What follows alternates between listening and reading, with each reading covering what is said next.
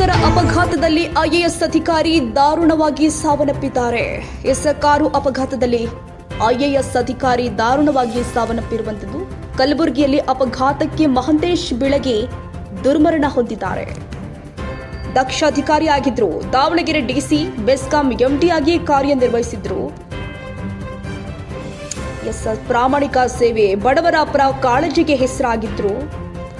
ಕಲಬುರಗಿ ಜಿಲ್ಲೆ ಜೇವರ್ಗಿಯ ಗೌನಹಳ್ಳಿ ಬಳಿ ಭೀಕರ ಅಪಘಾತ ಸಂಭವಿಸಿದೆ. ಗಂಭೀರವಾಗಿ ಗಾಯಗೊಂಡಿದ್ದ ಐಎಎಸ್ ಅಧಿಕಾರಿ ಮಹಂತೇಶ್ ಬಿಳಗಿ ಕೂಡಲೇ ಆಸ್ಪತ್ರೆಗೆ ಚಿಕಿತ್ಸೆ ಫಲಿಸದೆ ಸಾವನ್ನಪ್ಪಿದ ಅಧಿಕಾರಿ ಮಹಂತೇಶ್ ಬಿಳಗಿ ಜೊತೆಗಿದ್ದ ಇನ್ನಿಬ್ಬರು ಕೂಡ ಸಾವು.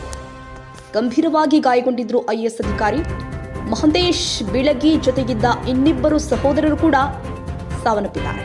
ಭೀಕರ ಅಪಘಾತದಲ್ಲಿ ಐಎಎಸ್ ಅಧಿಕಾರಿ ದಾರುಣವಾಗಿ ಸಾವನ್ನಪ್ಪಿದ್ದಾರೆ.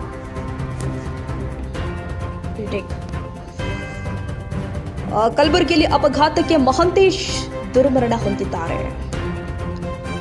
ದಾವಣಗೆರೆ ಡಿಸಿ, ಬೆಸ್ಕಾಂ ಎಂಡಿಯಾಗಿ ಕಾರ್ಯನಿರ್ವಹಿಸಿದ್ರು ಮಹಂತೇಶ್ ಬಿಳಗಿ ಅವರು ದಕ್ಷ ಅಧಿಕಾರಿ, ಪ್ರಾಮಾಣಿಕ ಸೇವೆಗೆ ಹೆಸರುವಾಸಿಯಾಗಿದ್ರು.